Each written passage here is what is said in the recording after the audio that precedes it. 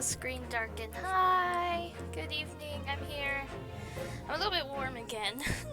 I just walked back and forth in my room to finish my steps for the day and my Fitbit wasn't counting them for quite a bit. Which is very annoying, but I got it done. I'm done. So I'm here, hello. I'm checking Melton from a Melton box while I'm here. But we're gonna do this. We're gonna continue case 5. That's kind of a weird case. Because nobody's been killed or anything yet. Oh, I forgot about taking my vitamins. I'll do that on a break. Because we'll have to have a small break at some point, I'm sure. Okay. So, we're gonna go right into it and continue from where we were with the adventure of the unspeakable story in Windibanks Pawnbrokery. I don't know if I'm saying the name right. I remember last time, yeah, Gina showed up wanting to pawn something. And she didn't like how much money she was being offered.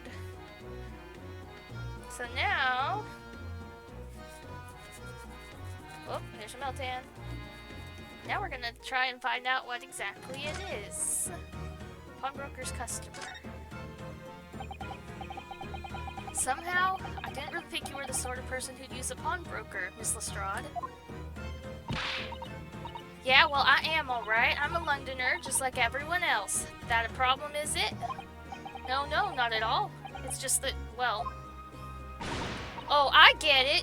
You know, I know what you're thinking. That thing probably don't even belong to her. Probably got on the dive, didn't she? Yeah, I can see it written all over your Chevy Chase. Or Chevy Chase? I'm not sure. I never heard it like that. As a phrase like that. Well, I might have been thinking something along those lines. You're not going to deny it, Mr. Naruhodo? Alright then, I'm just going to come out and ask you straight. Do you pawn things that you steal from other people? Well, I don't know how best to answer that, really. Suppose. Sometimes.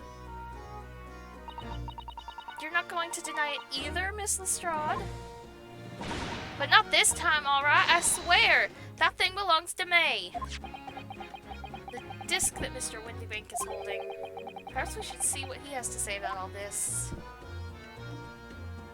Well, I guess.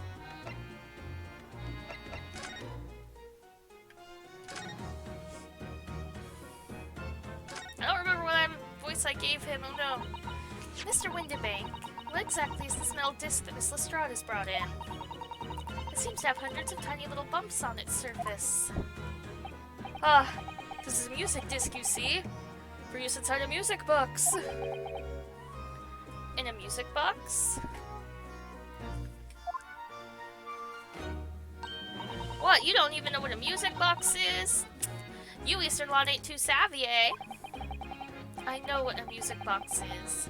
Just never seen one of these discs before.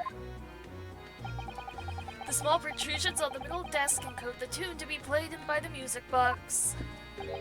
You simply insert the disc and set the machine going, and beautiful music plays. It's so incredible. Tell us, what tune is on this disc? Well, I'm afraid I couldn't tell you that. There's so many different types of music box, you see. British-made, German, Swiss... I have no way of knowing which particular machine this disc was made for.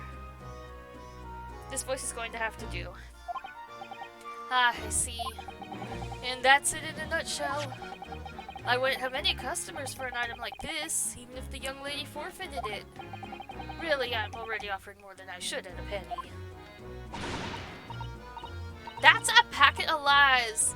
You told me you did. You said it was, well... He? Who? Never you mind. It just ain't alright. It just ain't right, that's all. That disc is worth good money. I know what it is. Well then, you have to try your luck at other pawnbrokers, won't you? Oh my. She's not having it. She's been in before, of course. This little tattered... Tatterdemalion? What's that? I see. And brought some dubious article or other with her every single time, I might add. Dubious? What are you trying to say? I'm an honest customer, me. So, is there something dubious about the disc she brought in today?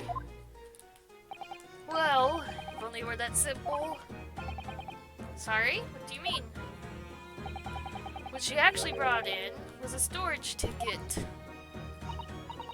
Ah, a storage ticket, so... Miss Lestrade has actually come to redeem an article from you today, is that right? Yeah, that's right. A girl like me has a lot of stuff what needs storing. Alright, yes, that's definitely dubious. The article in question would have been forfeited at midnight tonight, but as she gave me the ticket for it and repaid both the loan and the interest, I was obliged to return the article to her. Well, what was the article? Do tell us, Mr. Windibank. The little scamp is wearing it, ma'am. It's the overcoat that she redeemed. Oh. What? What's wrong with it? It fits, don't it? I mean, it's mine, so of course it does. So, what about the disc then? How does that come into all this? The disc is something else. A new article to pawn, if the girl and I can agree on a price. This music's fun, I like it. I'm confused. I thought you said that Miss Lestrade brought in a storage ticket today. It's really quite simple. Yes, the child brought me a storage ticket, and the money owed on it, as you say. For this heavy black coat, which you returned to her care, as I'd understood it. That's right, yes. And rather unsurprisingly, as soon as the little ragamuffin put the thing on, she went rifling through the pockets. Oh, you mean... What? Don't you know it's rude to stare at a lady? Ah, I see. So it came from the pocket of the overcoat, did it? If you mean this disc, then yes, exactly, ma'am. And she immediately tried to pawn it. For quite a high price as well. This is all rather suspicious, I think. Give it up! I'm just trying to pawn something like anyone else would. Miss Lestrade, may I ask who deposited the overcoat here in the first place? Well, me. It doesn't really appear to be your size. Me old man! It's me old man's, ain't it? Is it Miss Lestrade? Yes, this is definitely all rather suspicious. It really is. It's very weird so far. Out of my way, please. Who are you? Who's this picture postcard English gentleman? I don't like the look of him. He's very bright. Oh. Good day to you, ladies, gentlemen. What's your problem, eh? There is no problem. As long as you remove yourself. I've a matter to discuss with the proprietor. And if you intend to make a problem of it, I shall see you outside, little girl, for the hiding you deserve. Look, ain't it obvious? I ain't done talking with him yet. If you think you're such a gent, you should know how to wait in line. Well, you're an impudent little brat, aren't you? As well as a pickpocket. Eh? Who are you? How did you know who I am? The question is, how do you not know who I am?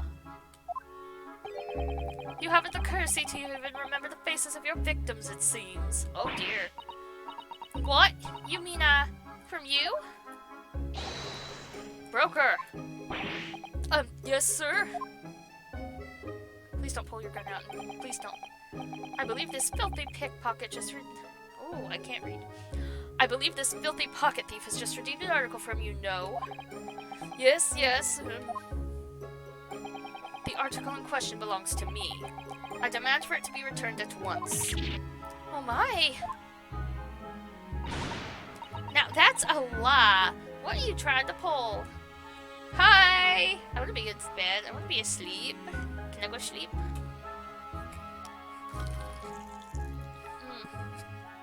My stomach kinda hurts. I ate a little too much for dinner, I think. But hello, how are you? I don't know who this English gentleman is, but he's very bright. It kinda hurts my eyes.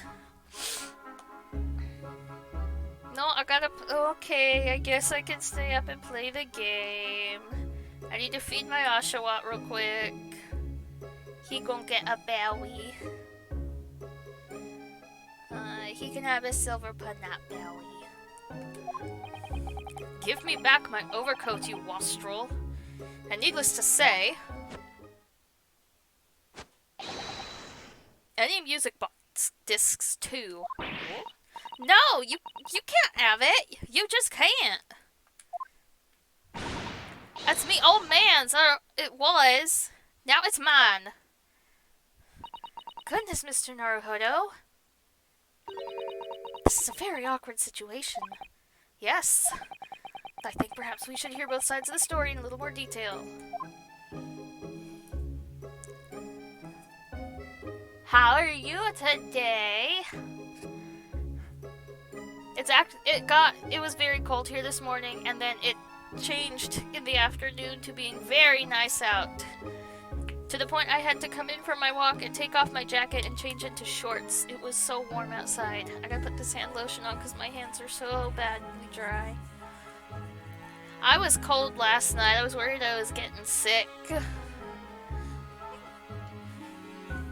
But I didn't have a fever and I felt fine today, so I don't know. I think our living room was just a little too cold. But at least you can cuddle with kitties to help with the cold. The gentleman's accusation. Miss Lestrade, is what the gentleman is saying. What do you think? It's all lies, ain't it? Obviously. I swear on my life, I ain't never laid eyes on that dandy before.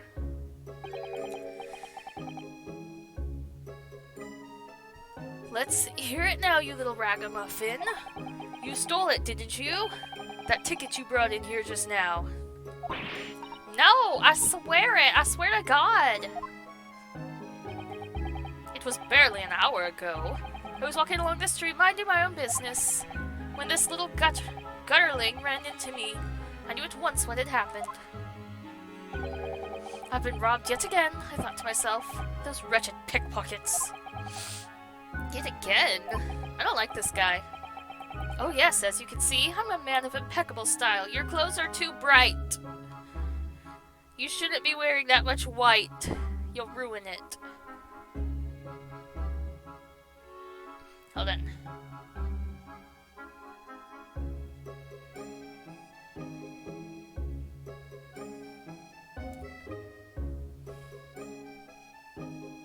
Every bit of him is very white.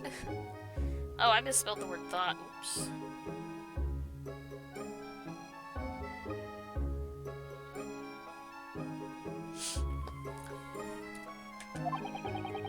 This isn't the first time I've been targeted by these backslum scoundrels. Now then, relinquish my overcoat. I don't think it's actually his coat, honestly. Come along now, Miss Lestrade. Give the good man his coat back. If you're going to cause trouble, I shall have no choice but to call the police. Hold on! Why does everyone think it's me? Just look at this dandy coat. You think I'm the dodgy one? I'm sorry, but no one's going to believe you. Well, what about evidence? Yeah! Where's your evidence that I've stolen something, eh? Come on, let's see it. Oh, I have evidence, naturally. You what? Well, who turned it in and signed the paper?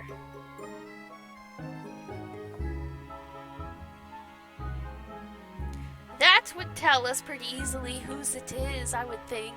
But maybe I'm just dumb.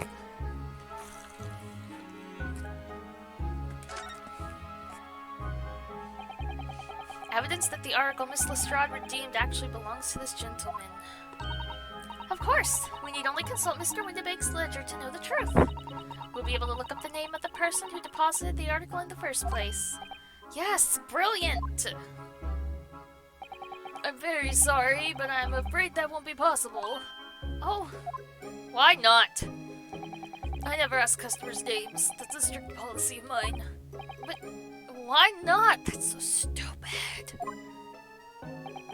Well now, as you can imagine, some of my customers have the circumstances to consider. A great many of them prefer to maintain their anonymity. I think I said that wrong. Oh well. Yes, I see. But then, how can you know if an article belongs to the person asking to redeem it? Oh, it's quite simple. Good sir. Might I trouble you for the watchword associated with the article in question? Of course, it's... Professor. Yes, that's right. And all the evidence we need. This gentleman is the rightful owner of the article, without doubt. Really?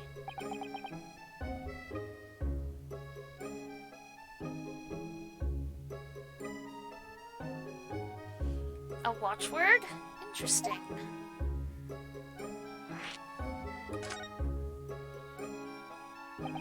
So, about these watchwords, Mr. Windibank, just as I explained, I never ask customers' names when they deposit items with me. There are many reasons why. Certain customers would like to keep their activities secret. Sholmes. That wasn't exactly a subtle glance at Mr. Sholmes now, was it? Great detectives have no dark secrets. None at all. Yes, well, anyway, that's why I always ask for a watchword whenever I accept a new article. In many ways, it's like the secret combination of numbers used to unlock a vault. The date of deposit, the description, and the watchword uniquely identify each item. And of course, then I give the storage ticket to the customer. When someone comes to redeem something, I ask for the ticket and the watchword. And if that someone tells you the correct watchword, you return the article? That's right, sir, yes. Just as soon as the requisite fee is paid. And I have supplied you with the information you require already. But for the avoidance of doubt, the article in question is an overcoat, deposited 2 months ago on February 15th. With the watchword of Professor. All perfectly correct information, sir. But how? Really, this is beyond a joke now. There is no further room for doubt. Ugh. I just don't. Oh, I didn't want to move. I want to more examine. His clothes are so bright. Why are you wearing such bright clothes? Why can I examine this again? Look at Mr. Bank watching diligently over his shop. There's still so many things I'm curious about. I don't believe this is a time for browsing, Mr. Naruhodo. We should probably see whether that argument's been resolved yet, I suppose. It definitely has not been.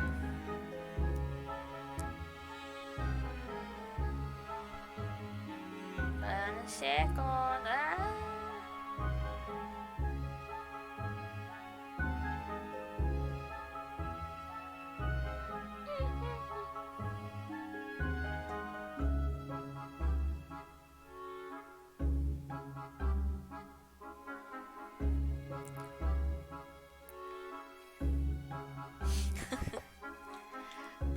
Sir, you're so white. So very white. It makes you look even whiter than you truly are.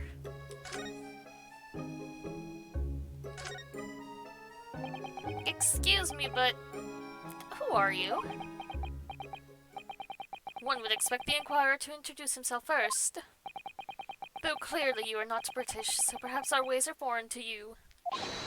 Oh, sorry, yes, we're from the Empire of Japan. We're studying here. Oh yes, Japan. I've heard talk of the place. What? Its inhabitants live on some fiery brown-colored soup dressed up with exotic spices. What? You might be thinking of somewhere else. What was that theatrical gesticulation about? Perhaps. Anyway, if you are a gentleman, sir, you offer your own name first, before inquiring after the name of another. Oh, of course, yes. I'm Ryunosuke Naruhodo. I'm a lawyer. Well, a student of law, really. My name is Susanto Mikotoba. I'm Mr. Naruhodo's assistant. I see.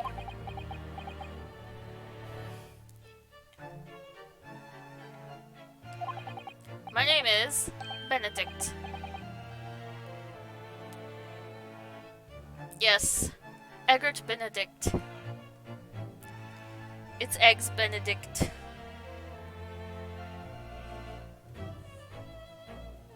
He is Eggs Benedict! I love this game. I love Ace Attorney so much. Enchanté. He's so refined in how he holds himself and how he speaks, but that name is suspicious.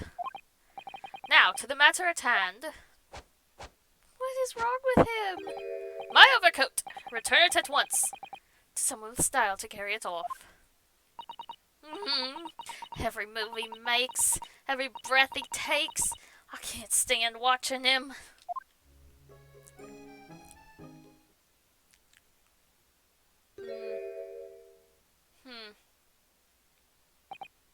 So, let that be an end to the matter. And thank you for your custom, Mr. Eggert Benedict, sir. I hate him. With such reasonable rates of interest, I may even decide to come back. This is why I hate grown-ups.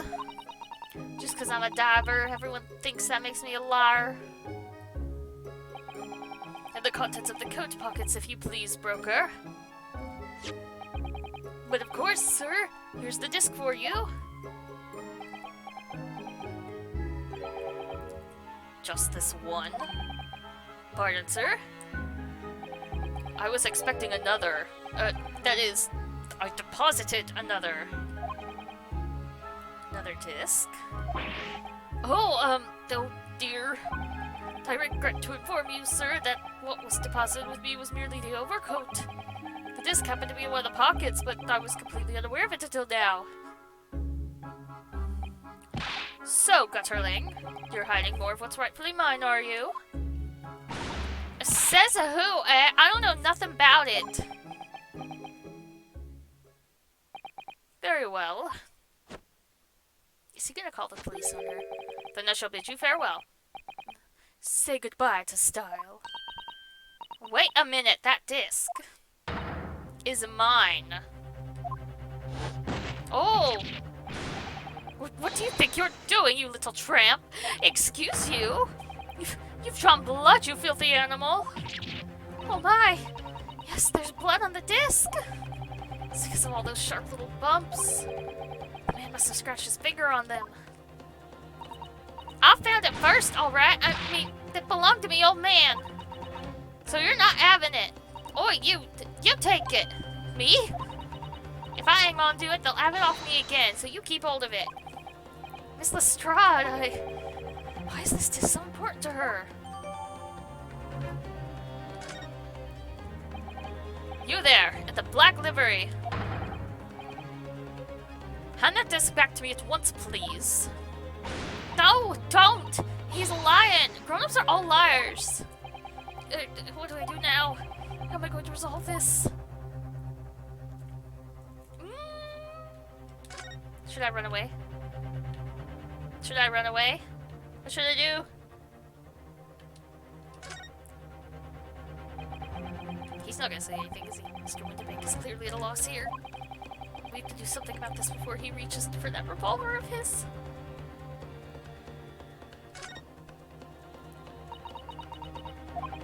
Wow, Miss Lestrade is really looking daggers at that mysterious gentleman. You need to do something to calm things down before she loses control and attacks him again. She's getting arrested for assault, isn't she? Look at those piercing eyes!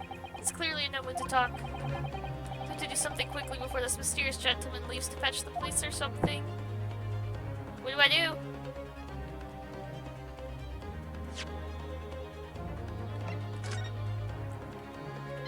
Oh boy.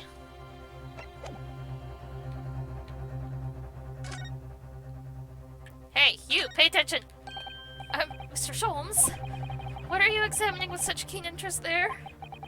As you enjoy a bar of caramel, I see.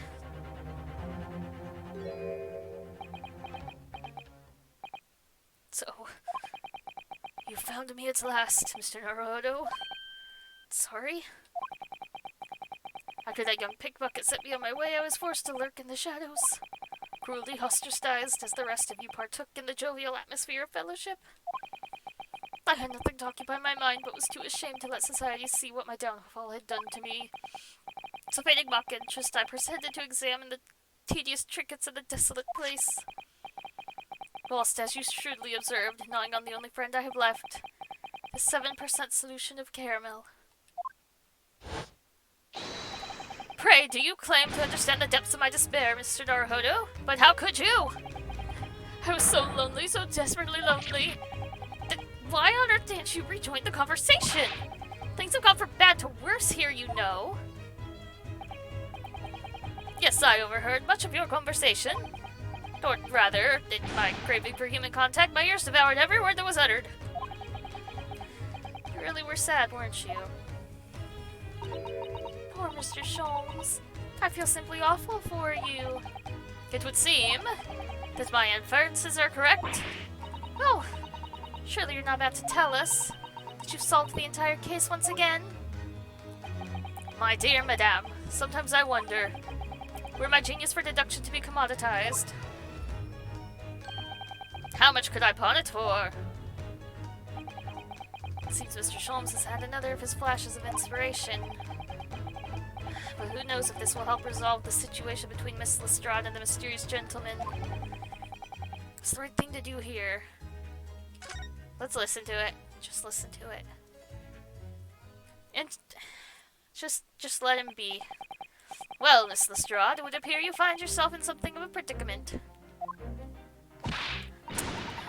Where the blue blazes have you been, eh? Pardon? When a lady's in trouble, a true gent's supposed to be there to help. Straight away, not an hour later. Harsh. And who, pray tell, are you? Mr. Eggert Benedict? You have, in my eyes, a veritably encyclopedic array of curiosities about your person. That's a lot of words. Nevertheless, there are two immovable conclusions I have drawn. I beg your pardon. The first is this. The true reason for your visit to this pawnbrokery today is something you have not yet revealed. And the second is this. A considerable crime is in contemplation. One you will orchestrate, with intent to steal a vast sum of money.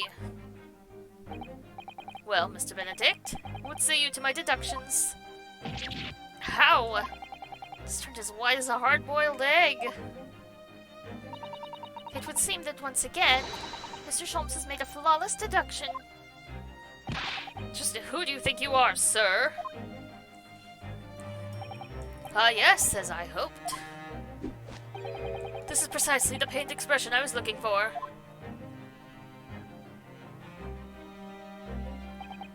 So, shall we begin? The time has come for yet another Herlock Sholmes logic and reasoning spectacular. Whee! Let's go! Ah, I love doing this. Mystery Man's aim. This is so fun. First of all, we must ask ourselves on what business you ventured to this pawnbrokery today. You claim to have followed this pickpocket here, having had the redemption tickets stolen from you on the street. But that is most certainly a lie. The real truth is something quite different. That's revealed by that which you hold in your hand. Yes, what brought you to this shop in the first place is the staff recruitment flyer. The piece of paper in your hand is a staff wanted advertisement for this very shop. Yet even the most unobservant would soon realize that the man of your appearance has no need of such employ. In other words, there's some ulterior motive for your actions. His cane says AG on it.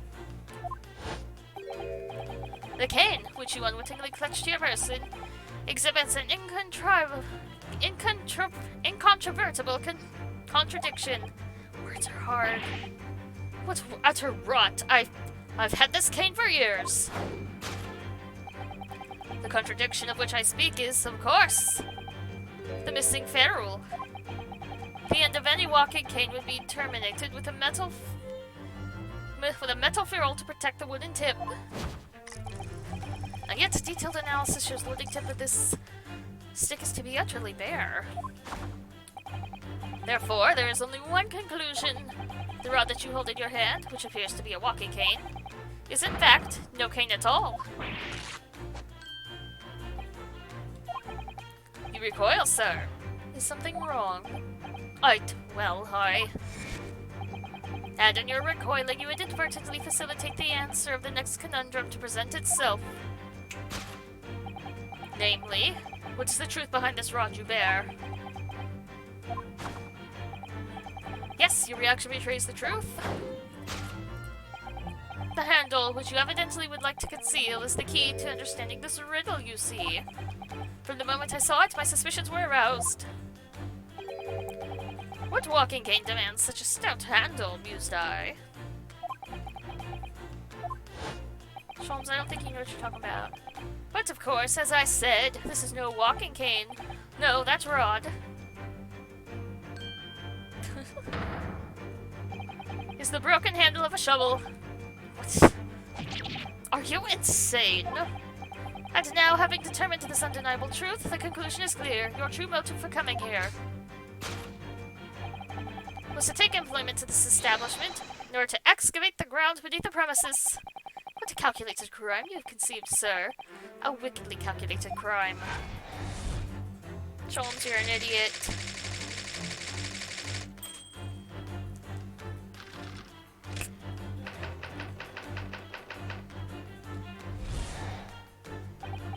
Now, Mr. Benedict, let us continue.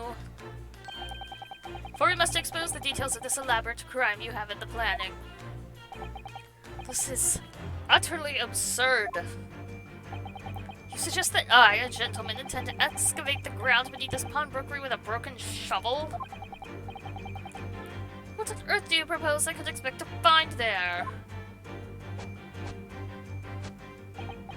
Some long-forgotten treasure, I suppose. Save for such a fanciful theory, what possible reason could I have to do as you say? Oh, but there is ample reason. As you are only too well aware, Mr. Benedict. Ah, and your furtive glance is more telling than I could have hoped. What? Let us consider what motive a man to infiltrate a shop such as this and convert... Let us consider what would motivate a man to infiltrate a shop such as this and covertly dig beneath its floor. The answer is revealed by the council note on the counter to which your eyes were inadvertently drawn. This letter gives notice of public works to be carried out in the local area. And according to the enclosed plan of the upcoming sewerage works, beneath this shop runs a sewer that adjoins another. One that runs under the bank of the opposite side of the river. This madness has entered the sewers now, has it? By excavating the ground beneath our feet, you would gain access to the waterway that flows in very close proximity to the great vault of the financial institution opposite. What are you? In summary, sir, you devised a master plan to pull off an elaborate bank robbery by dint of the underground tunnels. The master plan? Which brings us at last to the final chapter of this lurid scheme. With what plunder did the thief hope to make off from the underground vault of the bank? Are you quite serious? Having consulted with Scotland Yard some days ago, I happen to know the answer. But naturally, the answer is no secret to you, is it, Mr. Benedict? I have no idea what you're talking about.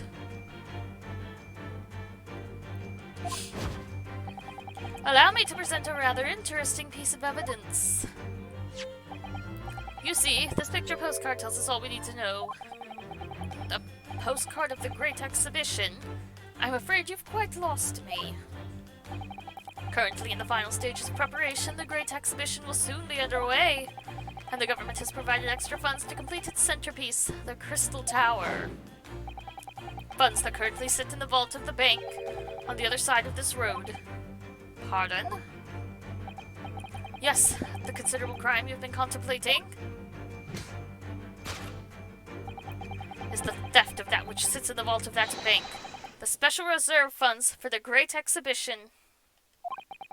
Of course, that is top secret police information, so keep it under your hat, please.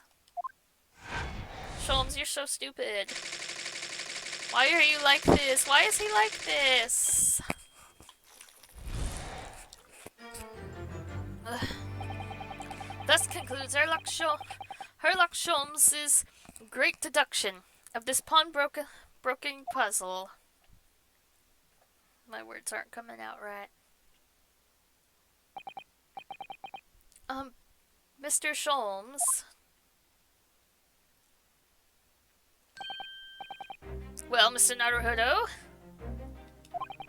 An impressively upbeat deduction for a detective wracked with loneliness, would you not agree? Was it true what you said about the bank over the road and what it has in its vault? You probably shouldn't have told us that. Indeed, though few know of its existence, it is one of the government's most closely guarded secrets. Gregson told me in the strictest confidence.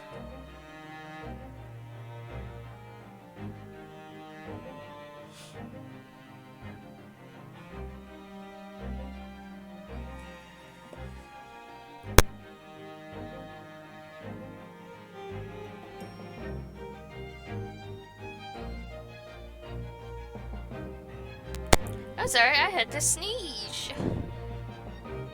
Oh, I have to sneeze still. I think.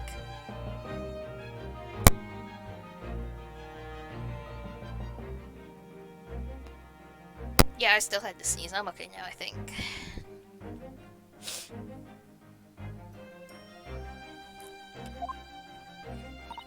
But you just announced it to everyone here. Rather loudly, in fact. And if it's such a big secret, how would Mr. Benedict have come to find about it? There could be but one explanation for that. Clearly it is because the man is a criminal. But what if he didn't know anything about the money in the vault? If he is a criminal as you said, then buying a brand new shovel is sure to be the first thing he does now that you've revealed the secret. Oh. Or if he doesn't, maybe Mr. Windibank will. He already has plenty of shovels after all. On my life, I assure you I'm not so unscrupulous. Well, hopefully this has taught you a valuable lesson. Sensitive information must be handled with the utmost of care. One can never be sure that someone privy to secrets won't disclose them. Once the word is out, it's out. Perhaps I'll think twice before confiding in you next time, Mr. Sholmes. An excellent idea, Mr. Naruhodo. An excellent idea. Well then, Mr. Naruhodo, you know what to do, I'm sure. Yes, let's listen to that great deduction again, and see if we can massage it into shape. Very well then, let us start once more from the beginning.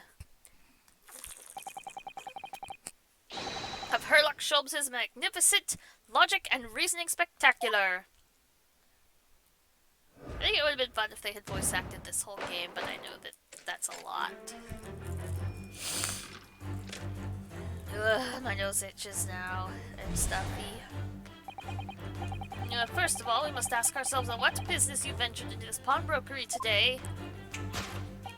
You claim to have followed this pickpocketeer, having had the redemption ticket stolen from you on the street.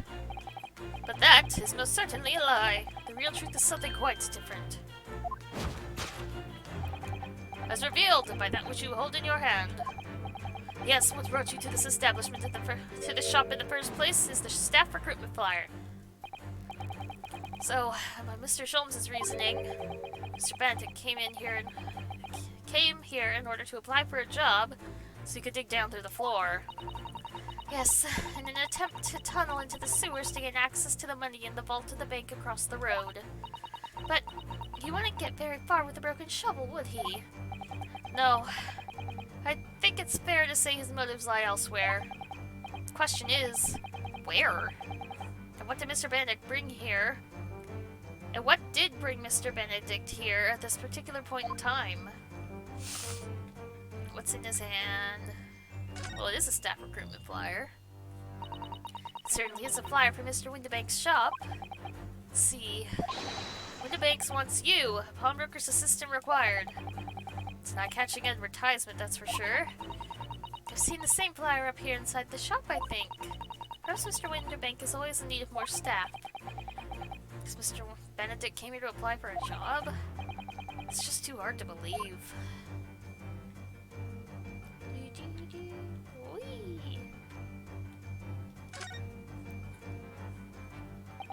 That silk top hat is wider than white.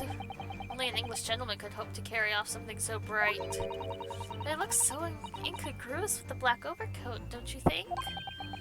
Perhaps it's the latest London fashion. I mean, that's just guesswork, of course. How about Mr. Naruhodo? I think you look very fetching in a white top hat.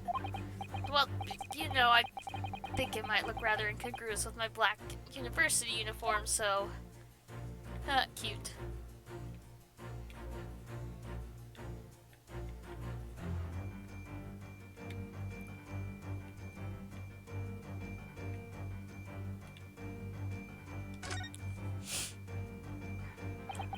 That's a proper English gentleman's cane, isn't it? Look at the beautifully polished brass on the handle. Yes, but Mr. Sholmes is right. It's not the sort of handle that you see on a cane, that you usually see on a cane. Perhaps it's the latest London fashion. I mean, that's just guesswork, of course. Perhaps you could adopt a cane, Mr. Naruhodo. It might rather suit you. I have a feeling it might argue with the sword around my waist. What do we...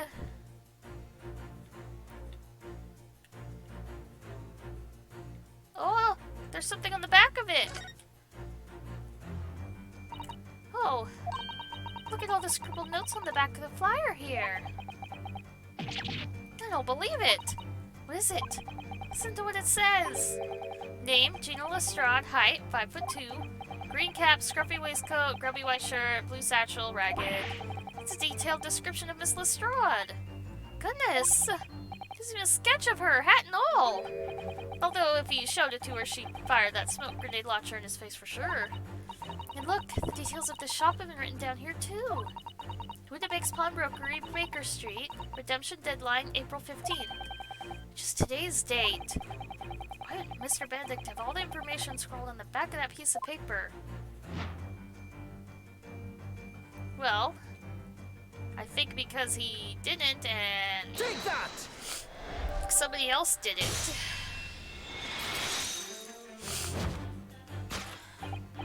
Yes, what brought you to this shop in the first place is the info about Miss Lestrade. Quite so, my dear fellow. It would appear that the writing and sketch on the reverse of the flyer pertain to the pickpocket Miss Lestrade and to Mr. Windibanks' Pawnbrokery here.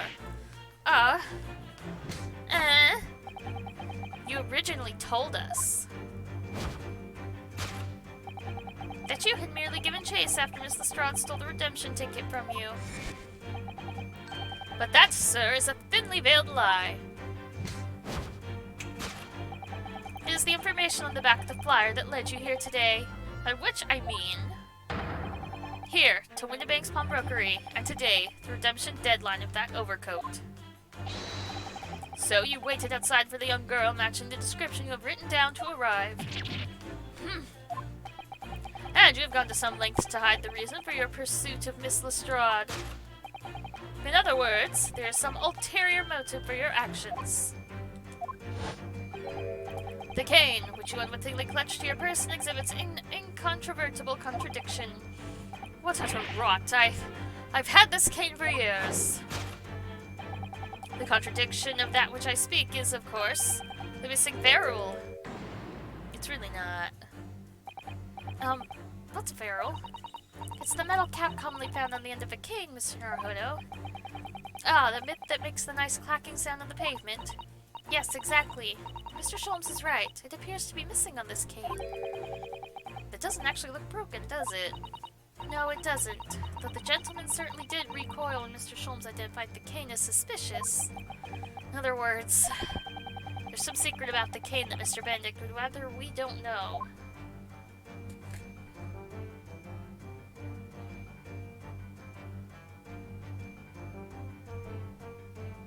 Oh, look at that. An old friend found me on Instagram.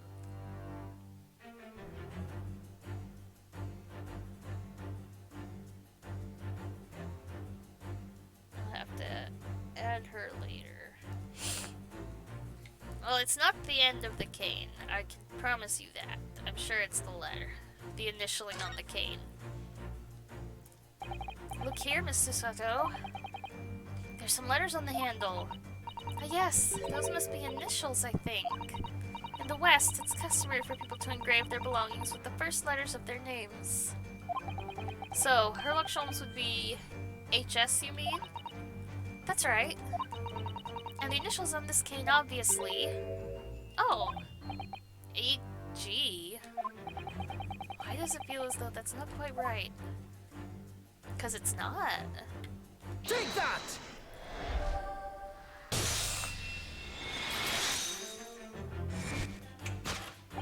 The contradiction of which I speak is, of course... I think I said that wrong. The contradiction of which I speak is, of course, the initialing. A most astute observation, wouldn't you say, Mr. Eggert Benedict? We are led to believe, sir, that your initials are EB. Yet in most possessive manner, you have in your grasp a cane bearing the initials AG. An incontrovertible contradiction indeed, would you not agree? No, you're wrong. This cane isn't... You said before that you'd had that cane for years.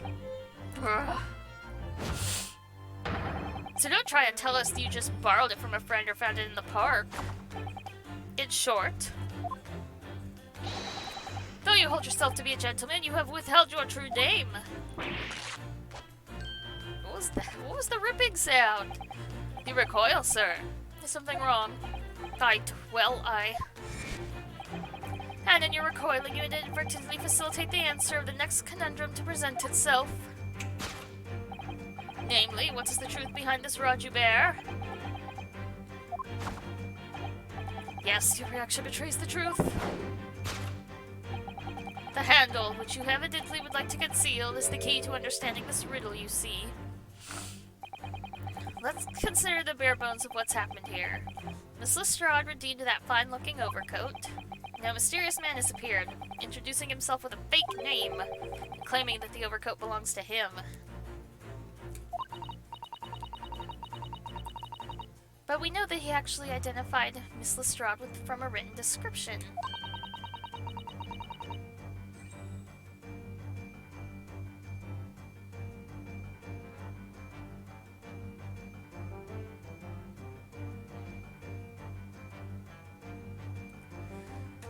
Well, which suggests everything he said is untrue. So what we need to do here, somehow prove that the overcoat cannot possibly belong to him. I think the overcoat just tore with him wearing it. Oh yeah, right there, the sleeve. It's too small.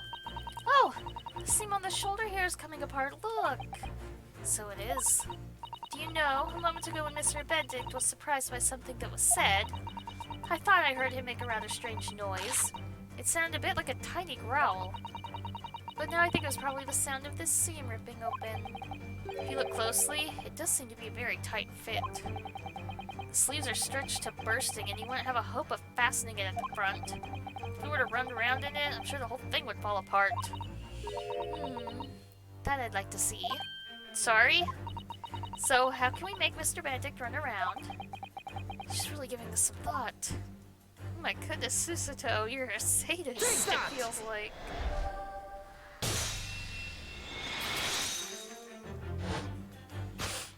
The split seam, which you evidently would like to conceal, is the key to understanding this riddle, you see. Ah. Yes, because the overcoat is rather obviously a poor fit. Having forced it over your broad shoulders, the seam is already breaking apart. My suspicions were aroused from the outset. When you so boldly lied about your name and so boldly waylaid this pickpocket. This catalogue of entrance has been for one very specific purpose. To steal the article that the young girl redeemed from Mr. Windibank. Oh! So it was her coat all along. But what really irks me is this. The considerable crime I initially imagined has been considerably curtailed.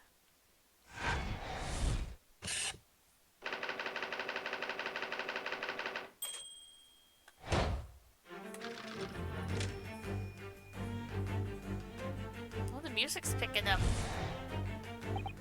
Now, Mr. Benedict, let us continue. For we must expose the details of this elaborate crime you have in the planning. This is utterly absurd. You suggest that I, a gentleman, designed a wheeze to filch some tawdry article of pawnage? Have you forgotten that I redeemed the article in the proper manner, using the watchword? Had I not been the one to deposit it in the first place? How could I possibly have known the relevant details? Ne sais pas? Oh, but the watchword can be discovered. As you are only too well aware, Mr. Benedict. Ah, and your furtive glance is more telling than I could have hoped. What? Let us consider how one might come to learn a secret watchword relating to the pawned property of another. The method is revealed by the council note on the counter to which your eyes were inadvertently drawn. The direction of the deduction must change rather dramatically now, I think. Yes, no more talk of tunneling into the sewers. Which is a pity, because it all sounded rather exciting. Anyway, you can't deny that this mysterious gentleman did know the watchword. Yes, Professor. If you didn't know what that word, Mr. Windibank would never allow you to redeem the article. Or, looking at it another way, if you did know that word, Mr. Windibank would allow you to redeem the article whether it was yours or not. So the question is... Excuse me. Could this gentleman have found the watchword out somehow? Well, if it's written on something... Baker Street Works is the title. Yes, and it does mention sewerage works, as Mr. Sholmes said. Oh! And specifically mentions that tonight's sale at the confectionery shop on the counter won't be affected. Case solving first, confectionery later, Mr. Arhodo. No, sweets now!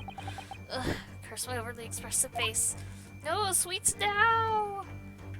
No, sweets now! No, it's not the old lamp. Is this the notelet? Look at this, Miss Susato. Ah, it appears to be a memo that Mr. Windibank has scribbled to himself. Let's see, what does it say? Oh, Professor!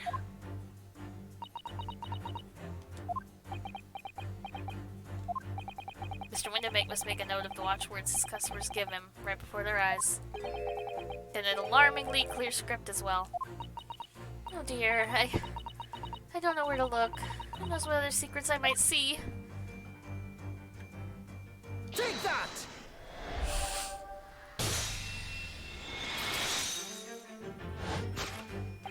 The method is revealed by the notelet on the counter to which your eyes were inadvertently drawn. I just have to say real quick while we're doing this, I really like Naruhodo's little smirk that he does during this. It's very cute. It reminds me all out of Phoenix. Yes, the broker here follows the same procedure whenever a customer comes to redeem an article. He asks the customer for the watchword and notes down the response uttered on a notelet he has to hand. Then he consults his ledger and confirms whether or not the watchword matches that of the article in question.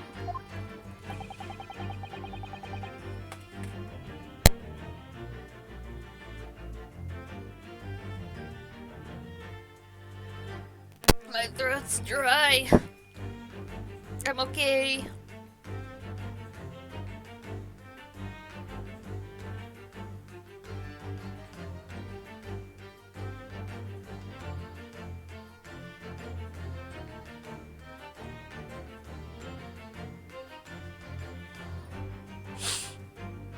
I would expect nothing less of a diligent pawnbroker.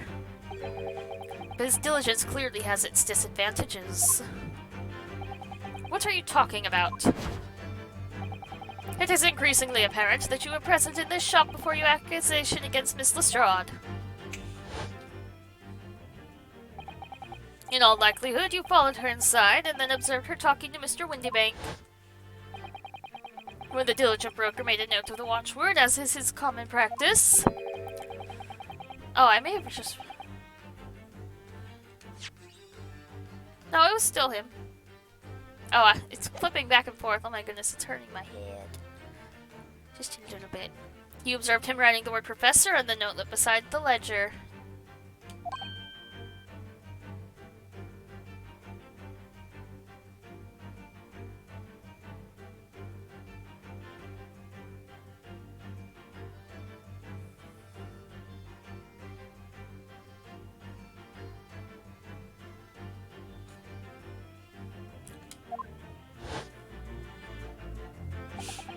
And that, sir, was the master plan you devised to steal the pawned article from the young Miss Lestrade.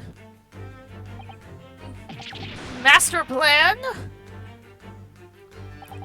Which brings us at last to the final chapter of this lurid scheme. Why would you go to such lengths to redeem that particular article from this pawnbroker? Are you quite serious?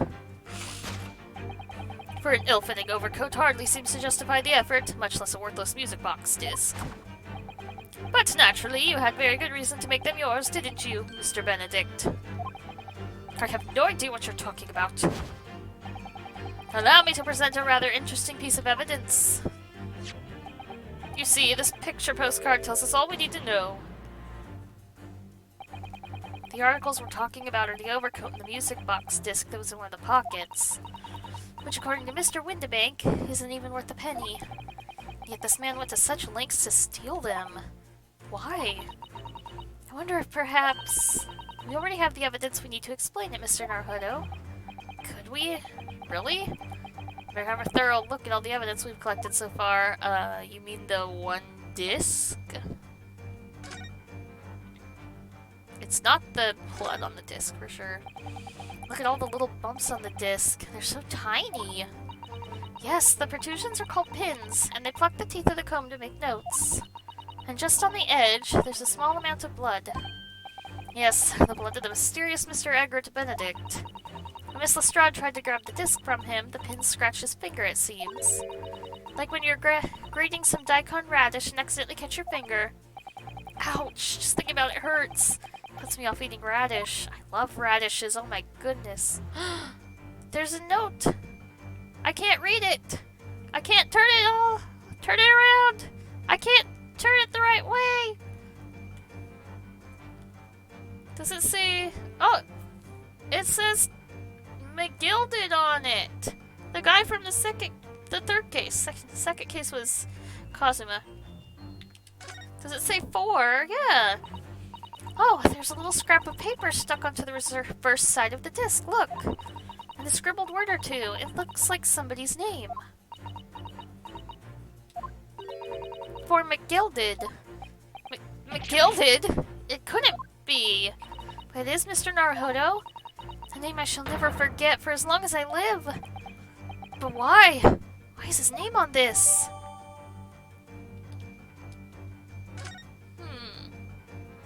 Very good question. Take that!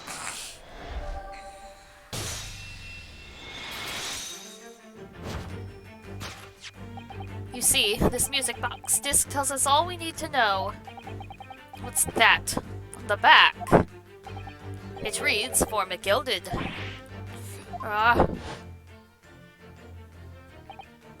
Mr. Magnus McGilded. The unfortunate philanthropist who perished in curious circumstances at the Old Bailey 2 months ago. A prominent man in London, though his loan-mongering demonstrated a distinct lack of scruples. So, you're an associate of his, are you? Or perhaps a subordinate? For McGilded was a man of unusually small stature, in fact.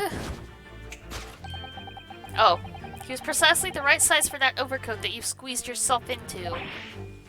Oh. Your true identity remains shrouded in mystery, Mr. Eggert Benedict. But the final conclusion here is crystal clear. The reason you came to this pawnbrokery today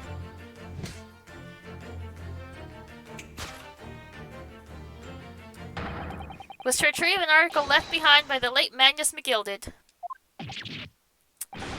Whoa. Oh, interesting.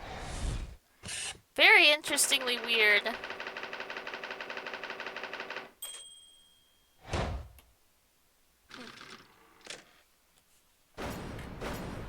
I hope we do this more in the second game. I really like the deductions.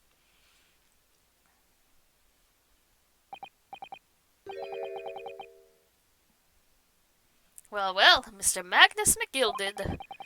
Not a name I'd expect to hear in these circumstances.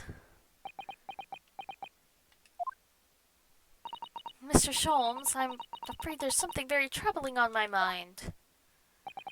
Pray tell, Miss Susato.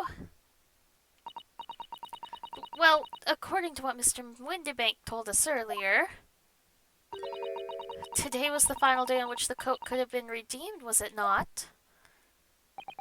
Yes, ma'am, that is correct. Today would be precisely 2 months since it was first deposited. Well, today's April 15th, so 2 months ago today would have been the 15th of February, sir. That's right.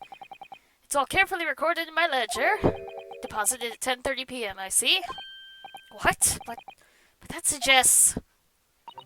Yes, February 15th. It's precisely the day on which the omnibus murder took place.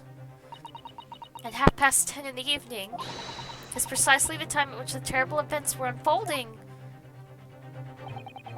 Suggestive is not the word. It would seem the matter is entirely beyond coincidence. You are, of course, at liberty to make whatever outlandish deductions you choose. However...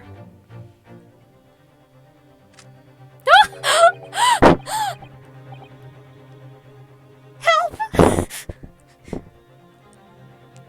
I must insist you hand over the music box disc now. Sir, put that away, please. It would be a terrible shame for you to return to your native land in a box. Yes, it would! Put that away! What do I do? I'm not handing it over. Hell no. Oh, excuse me, I'm sorry.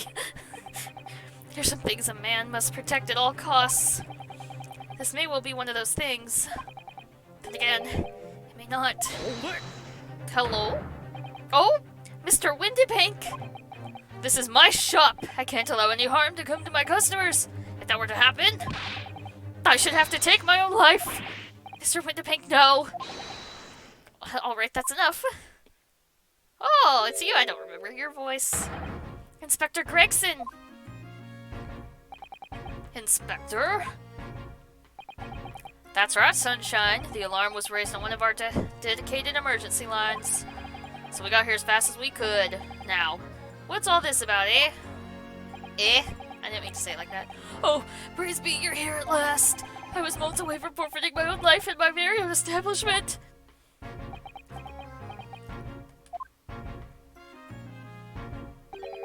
It would seem you have the upper hand.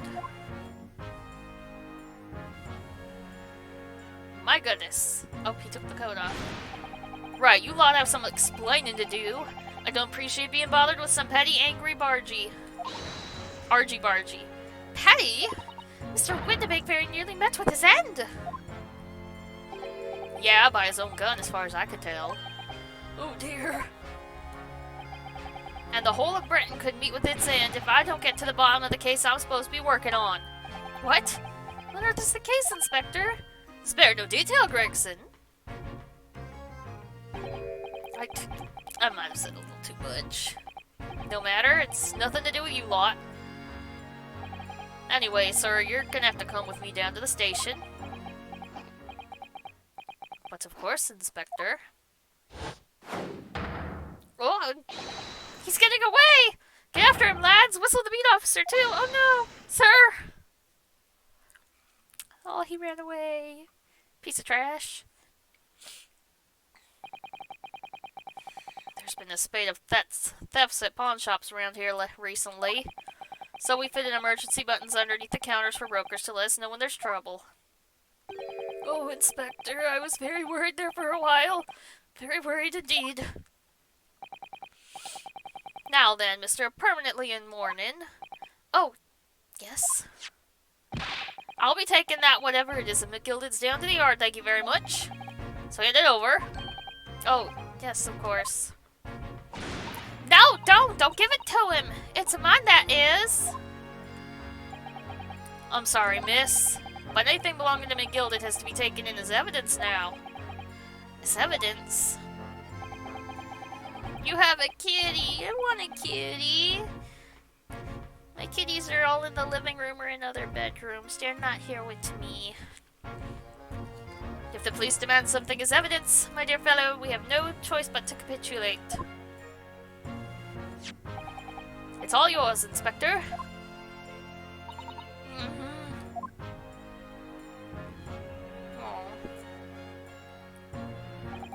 So, we handed Mr. McGilded's disc over to Inspector Gregson, and we're summarily turfed out of the shop and onto the street.